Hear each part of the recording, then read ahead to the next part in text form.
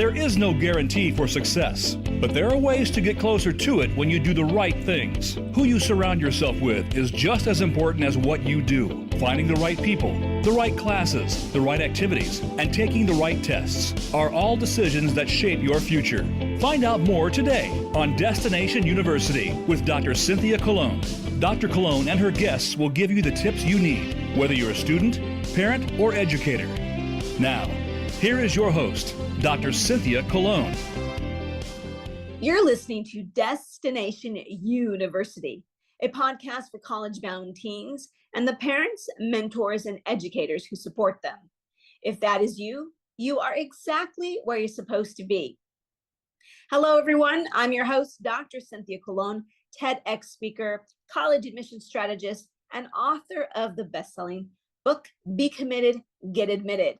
Welcome to Destination YOUniversity. We help college-bound teens create an action plan, become interesting applicants, and write compelling essays that increase acceptance letters. We do this through online or live group classes and private counseling. Consider me your happy success expert. Being here today already tells me that you are looking to get ahead, find practical advice, and take action steps. You are growing the community of happy and well-informed families across the nation. So thank you for joining the movement. Welcome to season 9. Holy smokes. We are just over-delivering this season because we're giving you 3 podcasts. Yep, 3. And Thursdays are called Truth Talk Thursdays. What? Yep. After being in this business for over 20 years, it's time for me to open up the vault. I have essays that have stood the test of time, that make me laugh, that make me cry, and sometimes a little bit of both all at the same time. So what we're going to do is we're going to take a look at 1 to 2 essays per week and unpack why it works and what makes it stand out. So I cannot wait to dig in today. I'm so glad you're joining us. Okay, oh my goodness. So we're going to dig in to the Stanford roommate essay. This is kind of a little famous essay, and this essay has been on the Stanford supplement for as long as I can remember, and that's a long time. So Kristen, before I do a quick little read, what do you remember about this particular essay? What did you like about it? So I really liked this essay and how she comes to life in here, talking about her interests in anime, her love for entertainment, and how she spends her free time or would like to spend her free time on the Stanford campus. And then at the last paragraph, talking about herself as chef, and then her name, and how she likes to even cook and would be such a good roommate. It just made me think about that I would want this person as my roommate. Yes, right. I mean, there are a lot of reasons I think about this young girl and why she might have been admitted, but I just love this essay. So, okay, you guys, I'm going to share my screen. I'll read you a piece of it, but honestly, this packet is worth just for this essay, it's worth it. Oh, so many good essays in this one. I won't read the whole thing, but let's see. So she starts with a quote, and then I'm going to just jump down here because I think anyway, you can read it. As we approach Dead Week, if primal screaming isn't enough to soothe your stress, Chef Celeste may surprise you with your favorite childhood meal I made using the recipe I retrieved from texting your mom on Facebook. In parentheses, yes, we would be close enough to have each other's family on social media. I feel that nothing relieves stress more than food. A meal tastes better when shared between loved ones. Also, even if I have to put on my old cheerleading uniform, I'll be rooting for the both of us. That will bring me joy. Oh, I get choked up. Rumi, should you remember anything from this note, set your heart ablaze. Oh, my word, I'm telling you. So many things that you learn about her in this short little essay. But you're right. I mean, I get choked up when I read it because I do feel like, oh my God, I want to roommate with her. I want to, I want someone who is gonna call my mom and get my favorite recipes, right? Like there's just so Mhm. much personality in this essay. I don't know. What do you think?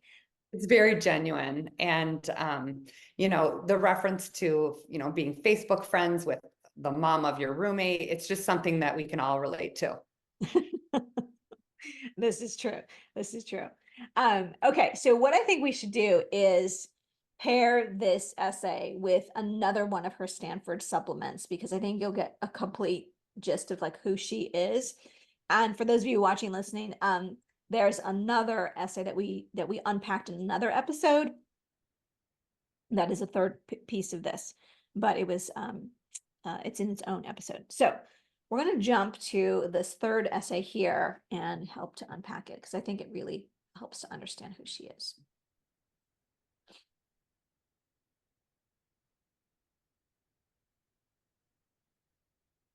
Okay.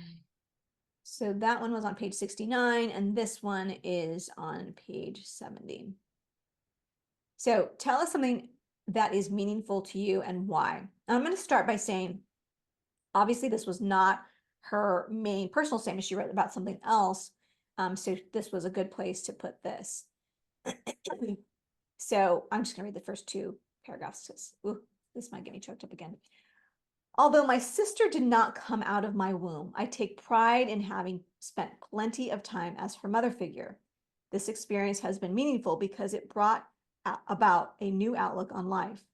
I gained a stronger sense of family and appreciation of children in doing all the time-consuming necessities that a parent must do, whether it was teaching her how to shower, cooking her food, teaching her how to do her homework, even staying awake throughout the entirety of the night because she had a nightmare or couldn't sleep well due to an illness.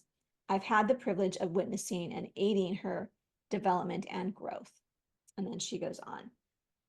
Now, I can't remember, but okay, why don't you tell me, Kristen, I know this kid very well, and I interviewed her father recently, but what do you learn about this student? What are kind of the traits or values that you think about after reading one or both of these essays? Mhm. So I liked the sort of shock value of this essay. And I know that's a strong word. I wasn't truly shocked, but you just don't hear a lot of teenagers talking about themselves being a mother. But if you are an older sibling like I am, it really speaks to you because you can think of, being a big sister, and it really humanizes her. And it just made me think about how mature she is, and how she's done all these things at such a young age that people really don't do until they're older and have their own children. It seems like she has this unique family situation. And at the end of the essay, she talks about that her sister would be in the care of her father. And so I'm guessing that she's taken on the mothering role for real. And I just love the sort of authenticness of that. Yeah, it's what I take away, she obviously some basic things like she's responsible, she's mature, she's had to grow up, quicker than others. She comes from a single father home. And then I happen to know the rest of the story. Her mom, left the home when she was a sophomore in high school. So, and I think that's somewhere else in her application. So she's really had to sort of step up and be an adult or a third parent, or in this case, really the second parent for her sister. So, and it's also just a mature way of looking at it. She's talking about understanding what it must be like to be a parent, to have to stay up with a child all night long. So a lot of really great things.